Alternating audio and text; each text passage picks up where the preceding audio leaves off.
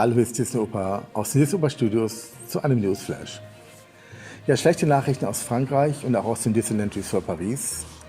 Die Ansteckungen mit Covid-19 steigen auch in Frankreich wieder stark an. So wurden am 21. August mehr als 4.500 Neuinfektionen gemeldet.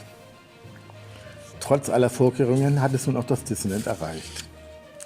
Aus diesem Grund muss der Jungle Book Jive abgesagt werden. Die Premiere war für heute geplant, alle weiteren Shows des Jungle Book Jive entfallen bis auf Weiteres. Mindestens 2 Akteure haben sich mit dem Coronavirus angesteckt. Aus anderen Medienberichten geht hervor, dass es sogar 3 Darsteller sein könnten. Der Jungle Book Jive ist eine abgeänderte Form der beliebten Aufführung aus dem Jahr 2019, die damals noch im Disneyland Park stattgefunden hat. Um Abstandsregeln einzuhalten, ist sie aber in derartiger Form dort nicht möglich. Deshalb wurde, auch um Gäste in den Walt Disney Studios Park zu locken, der seit der Wiederöffnung des Resorts unter geringen Besucherzahlen leidet, extra eine Bühne in der Motor Action Stunt Show Spectacular Arena erstellt worden. Hier sollte die Show ab heute stattfinden. Jetzt nun also die Absage. Ob und eventuell wann die Show nun startet, ist nicht bekannt. Dieses hängt natürlich von den Testergebnissen der anderen Teilnehmer und der Größe des Casts ab.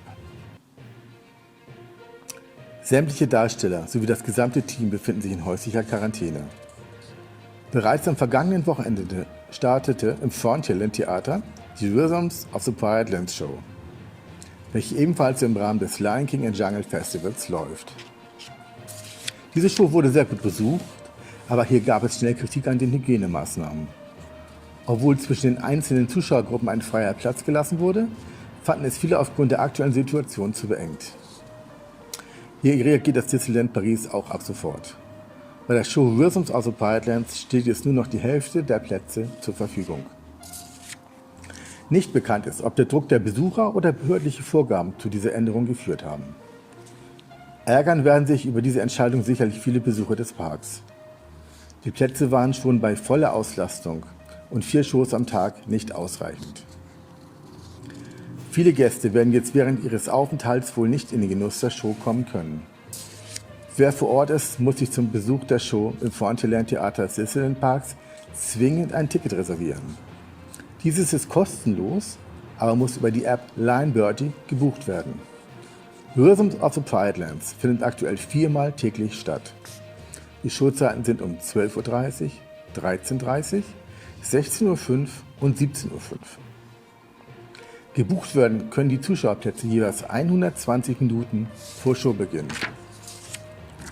Man erhält dann eine Buchungsnummer und Zeit, zu der man am Theater sein muss.